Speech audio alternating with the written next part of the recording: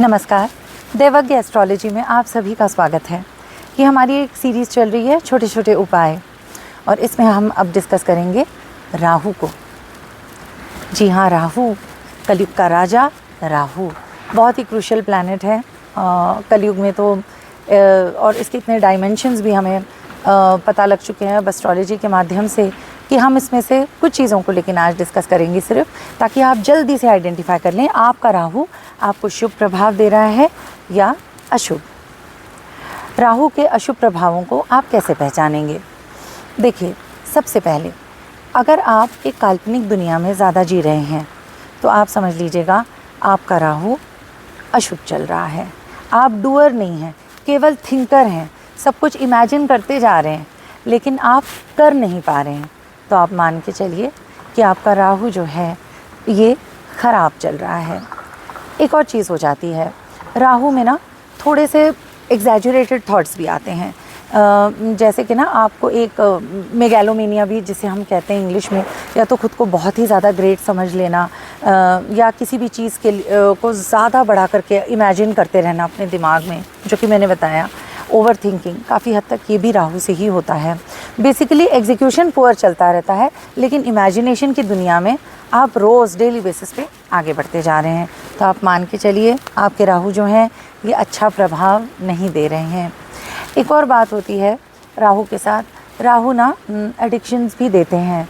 तो जो ये टोबैको और शराब से रिलेटेड जो एक एडिक्शन हो जाता है कि you start looking forward to it, उसी को हम एडिक्शन कहेंगे ना, कि आप बिल्कुल आप सुबह से ही वेट कर रहे होते हो कि कब मैं जल्दी जल्दी काम करके जाऊं और थोड़ा सा अपने एडिक्शंस को फुलफ़िल करूं।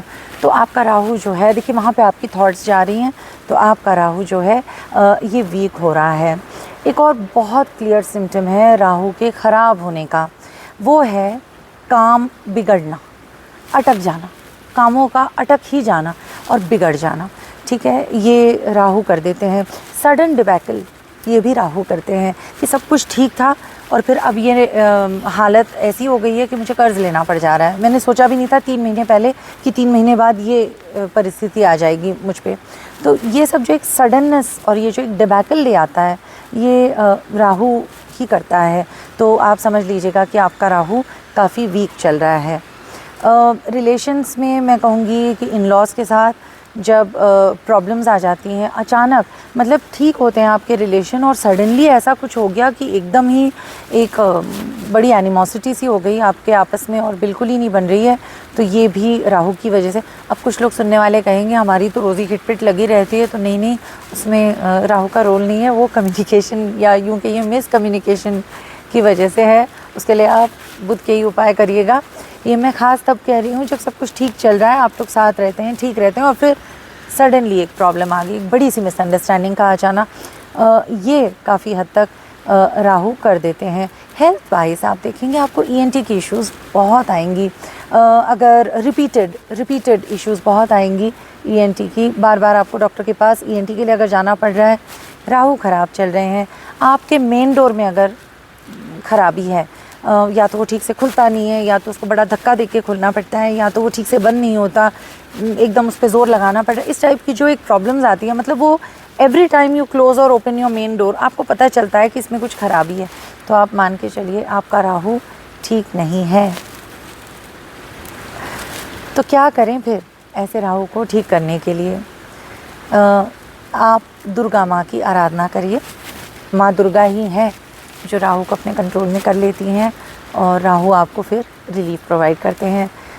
नवरात्र के टाइम आपसे अगर जमे और आप कोई मेडिकेशन ना ले रहे हो, इस तरह से आपसे अगर पॉसिबल हो सके तो उपवास रखिएगा, आपको उसके भी बहुत अच्छे रिज़ल्ट मिलेंगे। एक और उपाय है राहु के लिए, गंगा स्नान। अगर आप ट्रैवल कर सकते हैं, इस हालत में हैं, तो ज़रूर जाइएगा और जाकर डुबकी लगा कर आइएगा। Thank you.